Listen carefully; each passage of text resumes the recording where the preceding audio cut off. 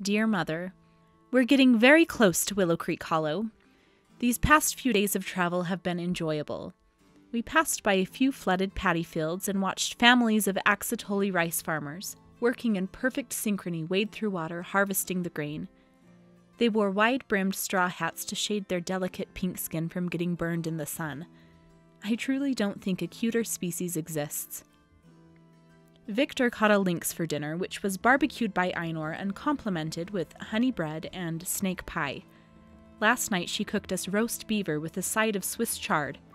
Ainor certainly has unique culinary taste. It has been exciting to try her creations, but I admit I would trade the most decadent and exotic food in the world for a small bowl of your homemade chicken and dumpling soup. Yesterday we found a fork in the road where a smaller path led to a little village. As we approached the crossroads, we were greeted by a small shrine. There was a medium-sized rock with a flat top overflowing with small tokens and offerings, bits of bread and berries, cheese and dried meat. Strewn about the food were piles of coins and even a few rudimentary animal figurines carved from wood. There was another stone sitting atop the rock upon which was engraved a perfect circle with a line stretched across the center, like the sun rising on the horizon. Ezra, Bolt, Sere, and Ainor all recognized this as the symbol of Flaralnagan, a god of travel. Sere reached into her pockets and pulled out a few of the luna berries she had been holding onto and placed them upon the altar. I watched Sere's shoulders relax, and she let out a long, relieved sigh. Ainor offered 2 little wrapped bundles, one for her and one for Penelope, her sweet donkey. I didn't ask what was inside, but it smelled delectable. Ezra dropped a handful of coins and his wanted poster as his offering to the god. I didn't offer anything. I trust the trio will tend to my needs. We finished the evening camped beneath the beautiful stars and listened to Sere tell us stories about her training as a vanguard. Ezra has mostly traveled as himself, but in the evenings he practices his disguise spell. Ezra's disguise makes him look like the most boring humanoid to walk the face of Aneria. Just menacing enough to make the baddies wary, but safe enough to easily walk the streets without turning heads. The most interesting thing about his disguised form is the little scar on his chin, which he has added just for flavor. Today has been nothing short of remarkable. We cleaned up camp early this morning and ate our breakfast around a small fire before heading out for the day. Bolt has been wearing the flower wreath gifted them by Ceci every day since the festival. We found this morning that a little bird has started making a nest in it. Upon this discovery, oatmeal shot out of Ezra's nose and right into Victor's lap. The bewildered look that spread across Victor's face. He certainly couldn't have anticipated starting his morning covered in Ezra's breakfast surprise. We got to walking along the long road once more and recognized the leafy canopy of the Emerald Wild in the distance. The giant spire of Sky Peak was just peeking above the trees. A chill went down my spine. Sere swears up and down that she saw something flying around the monolith. I was glad to stick to the long road for the time being. I've spent enough time on the outskirts of the Emerald Wild with Lucan to know I wouldn't want to explore too far into the jungle. My wanderlust bug is only so compelling. We ate lunch along the road, pieces of dried fruit with nuts and seeds. I reserved my seeds and secretly fed them to Bolt's little travel companion, the bird. Before too long, we saw a large barricade blocking the road. There was a single man leaning up against the palisade. I offered to speak with the man as the others stayed further back. Ezra quickly disguised himself as Bolt and I approached the blockade. The man at the gate was rather ragged-looking. He was completely bald and wore an eye patch, I assumed to cover a missing eye or an infection of some sort. He donned chainmail and had a menacing-looking mace strapped to his belt. His tattered cloak was decorated with a patch, which displayed a silver shoe in the middle of a green field, the symbol of the Greenwood House from Terrebonne. I introduced myself as Eve, and the man introduced himself as Skaven. He explained that we needed to pay 5 silver per person to pass as a toll, the funds of which would be used to help maintain and protect the long road. Skaven said that House Greenwood had hired him and some other friends to help with the rise and mischief along the road. I explained to Skaven that we had already encountered a good bit of trouble in our journey thus far, sharing our fight with Brux the Troll, and asked if we could pass without payment for our services in disposing of the threat. He agreed. As he did, a seedy-looking wizard in shabby gray robes came out from behind the barricade. He was holding a massive book and started flipping through the pages. We came to find out that the book was a giant book of bounties. He finally landed on a page and looked from it to me, and then back again several times. He showed it to Skaven. Skaven asked me to follow him behind the barricade. I insisted that Bolt join me. Skaven had a look on his face that made me feel uneasy. As we rounded the corner, Skaven asked me where I was from. I explained that I come from Seredan, which is somewhat true. I've lived there for the past year or so. Skaven clearly didn't believe me, saying that he didn't recognize my accent. He then asked if Eve was short for Evosia Ferricu, turning the book so I could clearly see the page he was looking at. On the page was a drawing of my face and an offer for a bounty of 15 gold for the capture and return of me, a runaway. It was smart of you, Mother, to keep the reward so small. Most bounty hunters wouldn't even bother with such a small sum.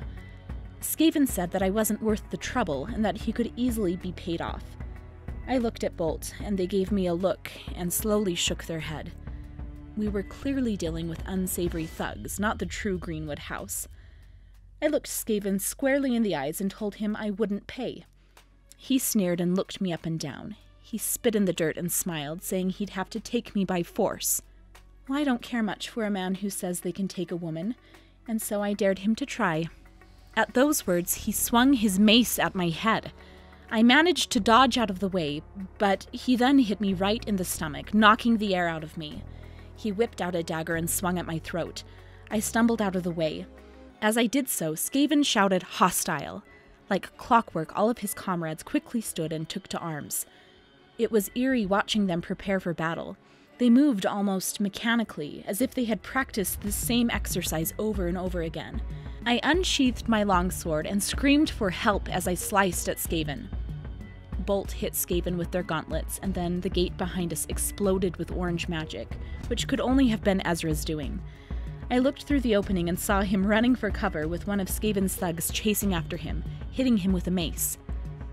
Skaven tried hitting me again with his mace, but I managed to dodge all of his attacks, then hit him with my longsword again. As Seredan came running to the rescue, the wizard sprayed her with acid. She approached him and got that look in her eyes again. They became glazed over with darkness, and the wizard, Victor, and Seredan were soon engulfed in the shadows. More of Skaven's gang emerged from the tree line, and we were quickly showered with crossbow bolts. We were mostly able to shield ourselves from the arrows, but Bolt did get grazed. I couldn't see what was happening in Seredan's darkness, but it sounded harrowing. Next, a turtle approached Bolt, attempting to paralyze them. Bolt's armor emitted a protective shield, and the turtle's attack was subdued. Ezra was in a heated encounter with the bandit who had chased after him. He attacked him again with his orange magic, and I was again delighted to watch him use his time magic. The bandit returned the favor by smashing Ezra with his mace. Maybe I need to get myself a mace. They seem to be quite effective. I was soon hit twice in a row by Skaven. I attempted to counterattack, but the mace attacks had me reeling. As I tried to get my wits about me, I watched the wizard step out of Seredan's darkness and then magically appear next to Skaven. He shot icy frost from his hands, which coated Bolt's shield. I was soon engulfed in Seredan's darkness and witnessed her severely injure Skaven with the butt of her glaive. In the distance, we heard the stamping of hooves. A knight from the real House of Greenwood came barreling in on his horse to assist in our efforts. I was glad for his help. We certainly needed it, if for nothing more than distracting our enemy. Victor ran to assist Ezra, calling his knives back to him. They sailed past one of the bandits, and Ezra held out his hands, stopping the knives in the air. He seemed to reverse time, and this time when Victor called his knives to him, they sliced through the bandit, and he dropped to the ground, dead. The turtle joined us in Seredan's darkness. Seredan attacked him with her glaive, but was unable to prevent him from healing Skaven's wounds. Bolt ran out of the darkness to help the knight, who was now surrounded by 3 enemies. Bolt stomped the ground, causing a surge of energy to knock one of the attackers on his back. Ezra sprinted around the barricade, and a streak of orange magic erupted from his hands, shooting at one of the thugs who had been shooting at him with arrows. As my head was turned, Skaven hit me again with his mace. I called upon the power of the claw to heal my wounds. I heard a soft purring in my mind and could feel my energy coming back. Sari was the angriest I've ever seen her. She turned to Skaven and said in a deep and fierce voice, "Let darkness consume you." I worry it is Sari who has been consumed with darkness. I could sense that she had ripped Skaven to pieces. Without skipping a beat, Sari moved and engulfed the wizard in darkness again as well. Victor was hit with an arrow and quickly scaled the barricade with Shadow Song in his hand and dropped on top of one of the bandits. Ezra shot a stream of magic at the same bandit and then ducked for cover behind the barricade. Though we had killed their leader, I could sense my comrades needed some extra help. I called upon the trio and asked them to bless my friends. A swirl of green magic and cherry blossoms surrounded Victor, Bolt, and Sari. Both Victor and Sari were badly hurt. Sari cut the wizard with her glaive and smashed his skull in, then went chasing after the turtle who had tried to escape the fray. Victor sliced the hamstring of one of the bandits who was also trying to run away, causing him to fall to the ground. With Sari chasing after the turtle in the woods, we disposed of the rest of the thugs, all but one. We heard a blood-curdling scream in the woods, and we knew Sari had finished off the turtle. I put my longsword to the throat of the remaining bandit and demanded to know where he had gotten the bounty book. He told us that they had purchased it from the Wellspring Company in Terrebonne. At some point during the fray, Bolt had revealed to the knight that half of our party are wanted. The knight, who stayed atop his majestic horse the entire time he spoke with us, questioned Bolt about which party members were wanted, and Bolt insisted that none of us were. Sari came out of the woods, and the knight recognized her as a vanguard. The knight, who introduced himself as Malik, offered his deepest apologies on behalf of House Greenwood. Sari explained that we had been traveling with Ainur when we were attacked. Malik seemed rather skeptical of our true identities and our agreement with Ainur, but seeing as we had defeated so many unsavory characters, he turned a blind eye. He asked if we would like him to escort us to our destination, but instead, I handed him our prisoner to deliver to the Arcanum. Victor and Ezra went off into the woods to retrieve the body of the turtle Sari had killed.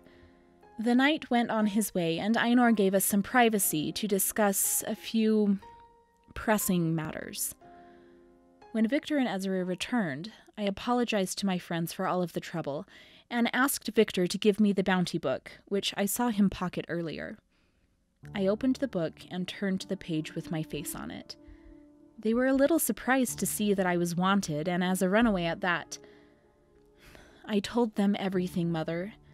It all just came spilling out of me like a bottle of wine that's missing its stopper. Of course they had all heard of Rowan, but only as a fairy tale. I do worry about people misunderstanding our people and the life of masochists, those who reject the use of magic. But I also wish my friends and family at home could see how good magic can be when used properly. Magic can be so beautiful. Like when I watch Ezra use his time magic, it can also awaken something in our spirits, something that wasn't there before. I think of how I felt watching Holix resurrect Embarrass. I would never have experienced those things without the use of magic. I explained to the group that you had noticed my magical tendencies and were worried for my safety. With Father being a member of the council, finding out about my magic use would put him in an impossible situation, seeing as the council's penalty for magic use is death. Then, when I started unknowingly using magic through healing, you decided I needed to flee Rowan for the safety of our family. I will never forget that night, Mother. We all went to bed and I laid in my blankets fully clothed, just waiting for word from you. When Father had finally fallen asleep, you took me to the edge of the woods and told me to run. I have often wondered what you told Father when he found me missing. I think runaway daughter was the least painful explanation. We all sat in silence for a bit while everyone digested what I had told them. Finally, Bolt turned to me and said, "I believe you, Eve." A wave of relief crashed over me. Up to this point, Sari has been the only person who has believed my story. I know without a doubt I am where I need to be, and with the people I need to be with. Ezra's face was twisted with worry, and he quietly spoke up, addressing Sari. He told her that he's worried about her. Seeing her go dark is frightening. Sari admitted that she's worried about herself. She has had visions of herself exacting vengeance on those who have wronged her. She said she needs to find balance somehow. Ezra wisely observed that we can all find balance in our own ways. For some, that balance and grounding come from reading a good book. For others, it comes from communing with a god. I wonder if the trio could help bring that balance to Sari. It was determined that once we arrive in Willow Creek Hollow, we will all go to the university and speak with a friend of Ezra's, a professor who might be able to help us with some of our questions. Our long day was ended camping beneath the stars once again. I tried to sleep, but my mind was too busy worrying about what lay ahead of us. Before I finally closed my eyes, I stared at the purple cracking in the sky. What is this cracking? It's terrifying to look at. The idea of our very existence being torn apart is impossibly frightening to imagine. But sometimes, I like to think that it is the cracking that brought me to these friends. And if that's true, how bad can such a thing be? Love, Eve.